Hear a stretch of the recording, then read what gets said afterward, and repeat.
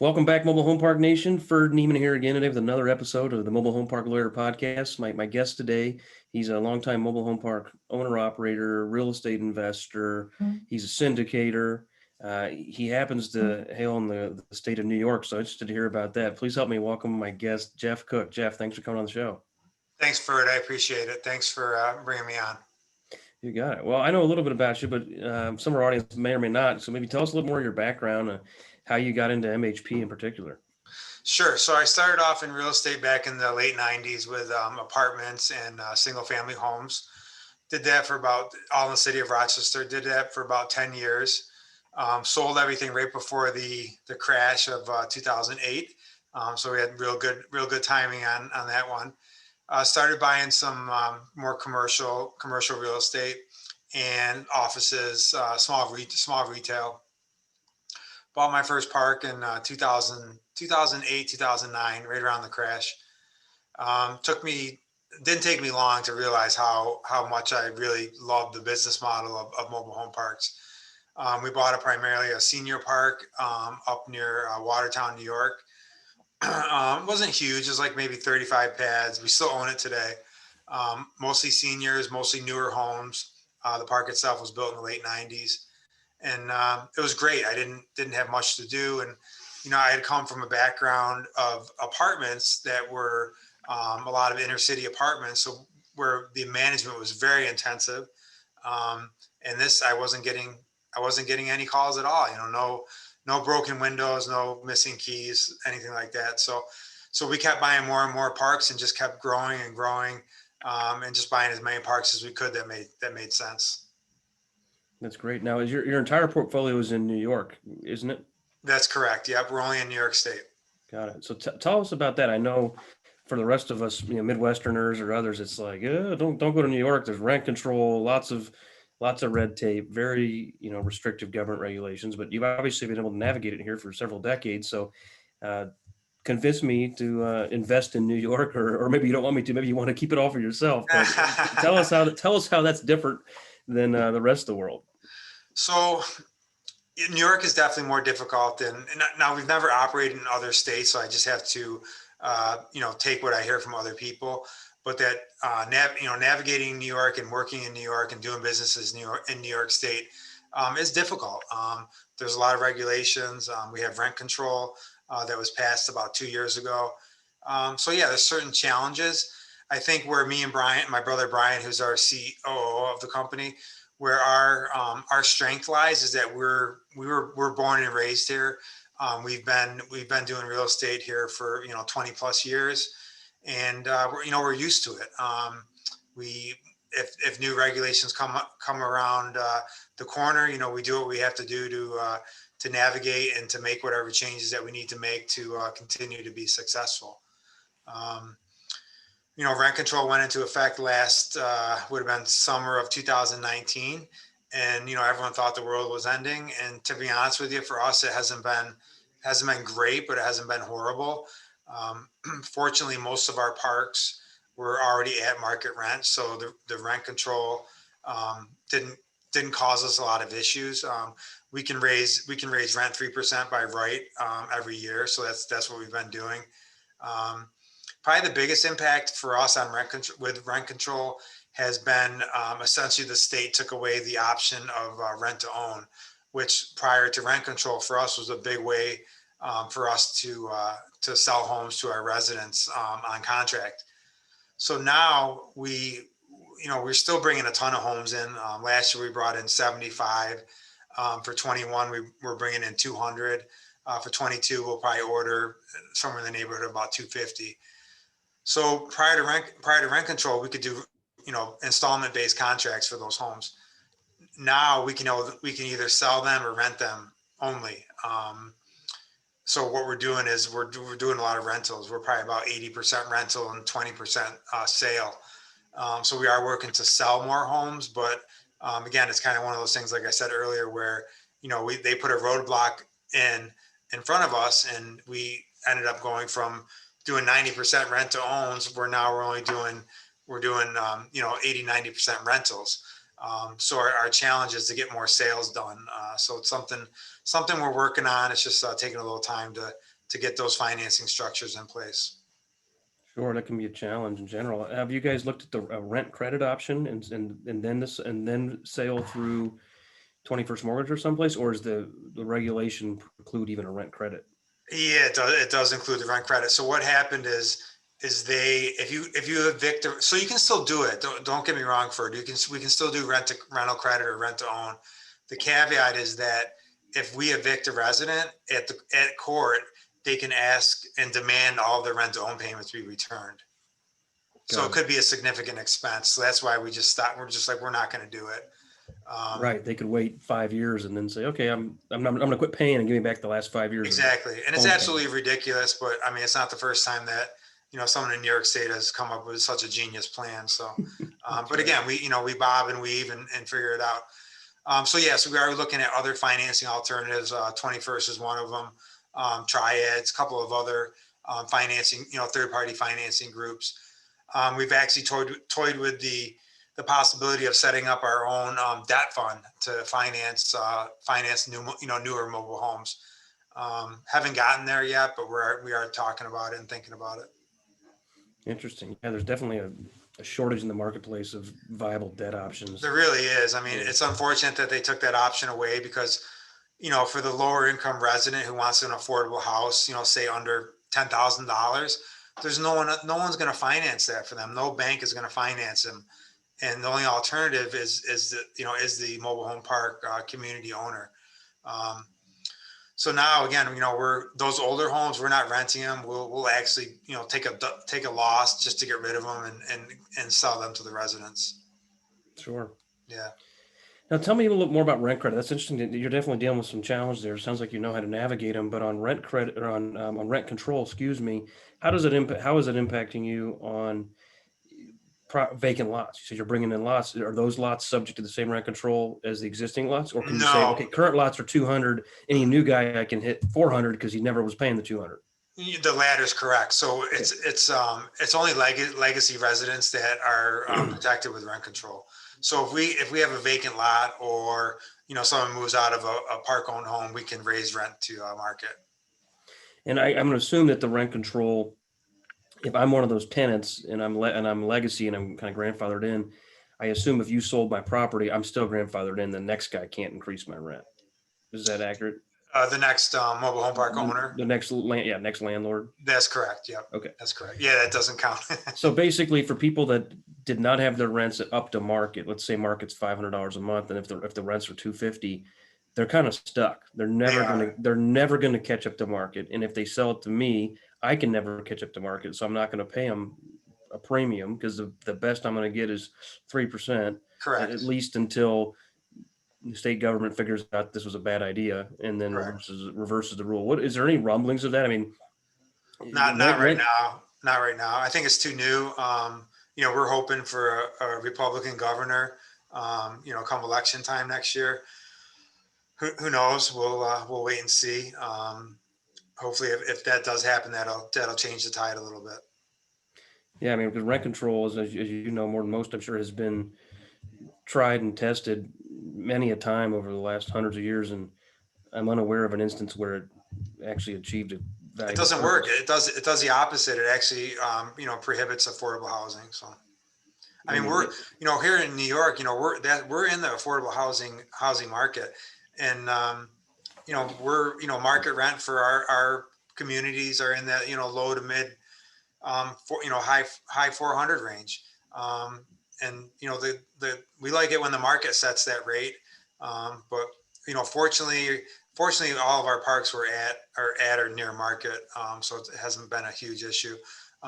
It's funny. We had a park under contract rate when rent control was passed, and the rents were. It was two parks together, same owner. One of the parks, the rent was like $175 a month, and this was only like two years ago. The other one was like 200. And so we of course we're gonna take a few years after we close to raise the rent to get it up to market. And when they passed rent control, we are like, me and my brother, like, oh my God, we just lost like $1 million because it's going to take us 20 years to get all these legacy residents up to where they should be. So fortunately, the seller actually decided not to. He changed his mind, even though we were under contract. Decided not to sell, and we actually got out of it. Really? Yeah, good for you. Good for you guys. Yeah. But you know, I'm on the whole subject of rent control. Again, we're certainly not for it.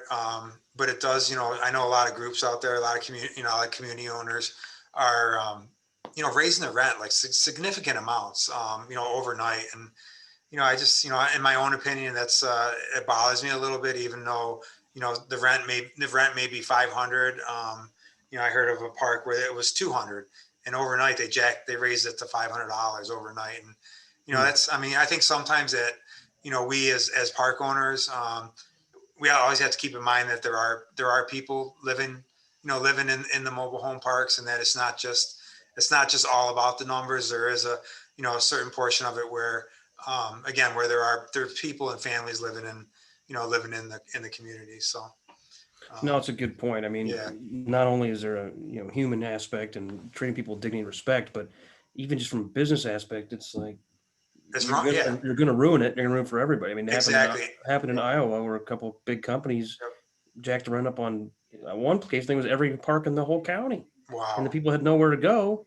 And guess what? They're talking about rent control in Iowa all of a sudden. It's like, and then they've got lots of poster boys. So it's Yep, like, it's kind of the old game theory yep, of, come on, here, guys. Not that you want to collude, obviously, but like, look, if we all make reasonable rent increases and make reasonable enhancements to the property, yep, then we're all going to be in this business for a long yep, time. If one yep. guy or two guys was out there and, is a bad guy, well, we're going to be the payday lenders, or used car salesmen yesterday, and none of us want to be that, right? No, right. So, Yep, yep. no, I think Yeah, that's good. and What, that's what happened here in New York State. There was one situation where it was a tipping point, and that's what caused the rent control to. I don't want to say cause, but it was the last thing that happened before rent control legislation was passed. So got it. yeah. Jeff, what other, you mentioned you're bringing in a bunch of homes. What other, so that's obviously a key operational strategy to increase top line revenue and then also, of course, NOI. What other tips and tricks can you share? I mean, you've got a lot of experience, a lot of parks. What other tips can you share for our listeners that you've learned over the years? Yeah, so we always try to, because now since we can't, because of rent control, we really have two options to drive NOI growth, either by infill and vacant pads, excuse me, or just management efficiencies. So doing the infill, we're really good at that. We've done it a lot. We have our own site crew that does all of our work. Actually, a few site crews that do all of our work for us. Then the other option that we also do, in conjunction with the infill, is just trying to be more efficient in the management. Generally, we find, depending on who the previous owner is, we usually can squeeze quite a bit of money out of repairs and maintenance. We find that a lot of that gets bloated, just because the previous owner maybe is just going to the easiest contractor to get to, not really negotiating price at all. We also find oftentimes that payroll tends to get a little bloated, especially for some of the longer term owners. So those are two big areas where we try to squeeze a little bit and bring some more money to the bottom line. Got it. Makes sense. Now I know from our previous discussions, you're also a syndicator. You've been raising money for years. You got a big capital raise going on now. What Yep. tips can you give us for raising money? Presumably you don't have one rich aunt that's giving you 5 million at a time. You've got I to go wish. beat the street. Obviously, with the accredited investors, it limits who you can ask for funds. But Yep. what strategies do you use to raise either a big amount of money or a reasonable, relatively small, but it's still a big amount of money in short order for a project? Yeah, it's communication. Talking to our potential investors. Every almost I would say probably 95% of our investors, they want to talk to me. They want to just get a feel for who I am and get to know me a little bit better. Um, so much of the passive investment community, and how and who they invest with is really all about trust. They got to trust me. They got to trust that we're buying the right properties. They got to trust that we're going to operate those properties in the best manner possible, and that we're going to do what we say we're going to do. Um, As far as tips, don't try to raise money over the holidays. We launched this fund in October, and my plan was to raise heavy for about a month or so before Thanksgiving, and then take the holidays off. But we weren't planning on really buying any properties until after the first of the year. But we had a two portfolio park property that came across our desk, and it was perfect for us. It was perfect for the fund, but we needed to raise some money. So I was raising money in between Thanksgiving and Christmas, and we actually closed on the property on December 23rd. And we had about a week or two before closing where we raised the last amount of money. So that was difficult just because everyone's focused on other things, the holiday stuff, family. We got it done, but nonetheless, it was not. I wouldn't repeat it again. Other tips. I don't know if I'm doing it right. I know we're being successful. I don't know if I'm being I don't know if I'm doing it the most efficient. But I spend a ton of time just on the phone, talking to prospective investors. And again, I don't know if it's probably, I know it's not the most efficient, but I like it, man. We take, when someone invests, $1 with us or $1 million, I take that very seriously. I take that responsibility very seriously. Because again, they're trusting us with their hard-earned money. So it's important to get to know them. No, I agree. That makes sense. I mean, I'm the same way. If I take the dollar of somebody's money, it's like, I can never lose it. It's not just lose it, but I'm like, I have one project. I'm like, look, we need to focus on this because we quote committed to so many infill in so many Yep. months, and we need to do this and this, or we're going to fall behind. Yep. And I only got one reputation to lose. I don't feel like losing it on that deal. It's right. I joke is that, I played baseball. As a baseball player, you get 3 strikes. As a syndicator, you get 1. So I don't feel like taking the first one because, you can never go back. Yep. Right? It's just. No, and it's Ferd has taken us 20 years to build our good reputation, or very good reputation, and like you said, one bad deal, and it goes down the tubes. But I mean, it's also too, we're not going to hit grand slams, we're not going to hit home runs on every deal. There's going to be some singles and some doubles, and it's not always going to go like this, like we expect it to. Sometimes it's going to go like this a little bit. There might be some zigzagging, and what I want an investor to know from us is that they're trusting that they're trusting us, and that we're going to do the right thing to get it back on track. So it's not all going to be perfect, but they got to trust us, you and me, to do the right thing. Tell me, Jeff, also about, and we've talked about, kind of communication with investors, and that's obviously important. Tell me about your communication structure with your team, because you've obviously had to scale. How do you scale as far as growth when you get to employees? I've seen your website and some of your other materials so I can got a feel for how many employees you got. It's not just you and your brother and an assistant, right? There's a full team. Full team. How do you make sure the team is doing what you want, and how do you stay up to speed on knowing what the team is working on? Yeah, so right now we have about 50 employees. That includes our office staff, our site crews, and our on-site managers. So all of our finance people are here in the office. We have a controller, and then we have several people doing accounts payable, receivable, a couple of staff accountants. So that's all great. They're all right here. If there's any questions or any issues, I can just walk down and see them. We of course get me and Brian. We of course get monthly P&Ls from our controller that we review on a monthly basis to see if there's any blips or any issues that we need to be concerned about. As far as the operational side, Brian is our COO, so he runs everything. He has a director of operations who all of our regional managers report to. All of our on-site managers, of course, report to the regional managers. In general, our regional managers are running anywhere between 500 and 700 pads, depending on the level of management that's required. So how I stay in touch primarily from talking to my brother and to Jim, who's our director of ops. But at the same time, our doors are always open. If Brian's unavailable, or if there's a question that he can't answer, our regional managers come into my office on a pretty regular basis to ask questions. So, I mean, we feel good. We feel good about knowing what's going on. We feel well informed. Um, and, also, always, if there's an issue, it always percolates to the top eventually. But like you said, the goal is to try to get that before it gets to us. I like to say if an issue has gotten to my desk, someone didn't take care of it, soon enough. So, No, that makes yep, sense. yep. That's a good. I'm gonna start using that phrase. If it gets to my desk, somebody else didn't take care Someone of else it. messed up, Yeah, But yeah. for also too, and a lot of people don't do this. We have our website on our website. We have me and Brian's phone number and our email addresses. Um, so again, whether a resident, an investor, or an employee, they can always contact us anytime. Oh, wow. Yeah.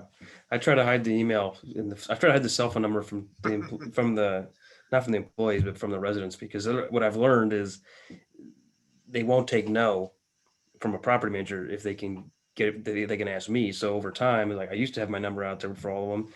And then they'd say, "Can I put a shed here?" Yep. And the manager would tell them, no, or the manager said, "I have to ask Ferd." Well, then pretty soon they learn, oh, well, this guy can't give me the answer anyway, and I Right. gotta wait. So they'll just call me, say, "Hey, can you come by this afternoon? I need to let you look at my shed. I need to look. I'm thinking about putting a fence in here, or, can I paint this color or something?" I'm like, "Why are you asking me this?" And they're like, "Well, because I know you're the guy that has to give the yes." And I've really tried to learn, like, you know, give my team autonomy, delegate powers to them, not just duty. Absolutely. Like, look, I don't, Yeah. what I think on colors. I don't want neon pink. Other than Yeah. that, I don't really care if it's blue, light blue, gray, beige, white, brown, maybe even purple. But Yeah. come on, No, there's no neons though. yeah, neon. We have one community though where we ended up going all neon. Believe it or not, or all multicolored. It was a Hispanic community, and they were like half of them were already painted, and they were painted orange and turquoise and pink and greens. And one of those in a suburban style park would stand out like a sore thumb. But when Yeah. half of it, they said, you know what? And we painted 25 houses, 25 different colors, and it Wow. and it looked really cool. You never would have thought so, but people liked it. Just maybe just it created energy, I just would like, love to see some pictures of that. I should get some. I You should. should, I yeah, should. send me some. I'd love to see it. Yeah, I should do that. Actually, I think I've got them somewhere. Some of I them. would love to see them. All right. For oftentimes that does happen though, where you just mentioned where a resident they don't like the answer they got from the property manager, so they'll call me or Brian, and that's the first question I ask them is, have you talked to your property manager? And if they say no, and then of course I say, well, you need to talk to them first, because like you said, we like to give as much, we like to give a lot of authority and power to the regional managers to make those types of decisions.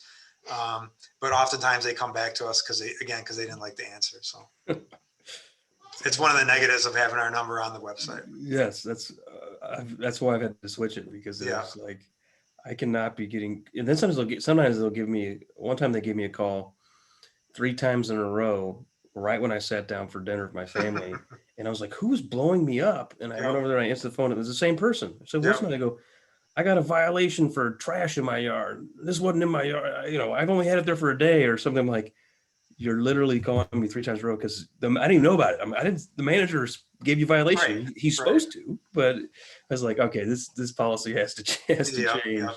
No, I Uh, know. I know. Anyway, that's good. But before we part, Jeff, any other tips or tricks or horror stories or good stories you want to share? Um, tips. I think with real estate, whether you're in the mobile home park space or storage unit or anything, I think you got to if you're not a passive investor, you got to go all in. We picked up a lot of deals over the years, whether it be apartments or storage or MHP, where someone's trying to do a full-time job and be in a real estate as a real estate owner and manager. I think do what you do best and stick with that. And that's one of the reasons why we're sticking with MHPs just in New York State for right now, because that's where we got a ton of confidence. We got a lot of help here with our various contractors and our employees. So kind of stick with what you know. As far as horror stories, we could do this for hours, man. I was gonna say, if you tell me you don't have any, I'm gonna say you're lying on the air. I do, man. It's just all of them seem so long. I mean, I don't know. I think, the one we had an issue with a mobile home park down in outside of Binghamton. And it was one of those ones where I said we kind of went up and down a little bit. Mhm. Um, and I don't know if it's a good lesson or not, but so it's outside of Binghamton. It's about 15 minutes outside of Binghamton. And the previous owner had a contractor they were using for everything. I mean, they were paying him like 4 or 5 grand a month. And this is a 100 unit park. So, obviously the R&M budget's just, shot. And so the first thing we said is, listen, we want to continue to use you, but your prices are outrageous. He said, too bad. If you don't like our prices, go elsewhere. And I think what he did is he actually blackballed us from a lot of the other site contractors. And we had a heck of a time finding people to do work for us. So I guess maybe that would be something. Maybe you don't piss off your one and only contractor in an area that's somewhat on the smaller side, because it took us a long time to get that park turned around by utilizing our own guys. We would have to send them down there for a week or so, put them up in a hotel to get the job done. So sometimes it's better to go slow. Oh, that's good advice. I've run into not the same issue, but a little bit of an issue where if you're in a more remote area, like, okay, it costs 1,500 to build a deck, and you go get a bid and they say 4,000. You're like, what? It's 1,500. I built 50 decks last year, and then they're like, well, it's 4,000 here, and you go to get 3 or 4 other bids, and the other guy's like, I don't want to bid. Yep. The guy's the only game in town. Yep. And it's just like, he knew that, right? Yep. So I'm like, I didn't know that. I didn't budget for that. I thought it'd be reasonable. I thought it was a fair price, Yep. So Yep. definitely not fun. Well, yeah, we used him for a little bit, and he was like, his equipment and his man time was like twice as much as what we were used to paying. And it just, I mean, a lot of it came down to principles. Like, we know how much things cost. We know they're not that much more expensive in this area. Why are you charging so much? And sometimes principles can get you into trouble, just like they can save you, right? Right. Yeah. He was taking advantage of you for sure. He was. Yep. Yeah. Well, Jeff, thanks again for doing this work. Before we part, where can people find you if you want to? You know, you got your website. Maybe tell us your website or email or however you want to be contacted. Yeah, sure. Thanks, Ferd. So website is cookpropertiesny.com. They can also email me at jcookproperties@gmail.com. And that's just the letter JCOOK properties@gmail.com. All right. Sounds good. Thanks again, Jeff. Thank you. All right. Bye now. Bye-bye.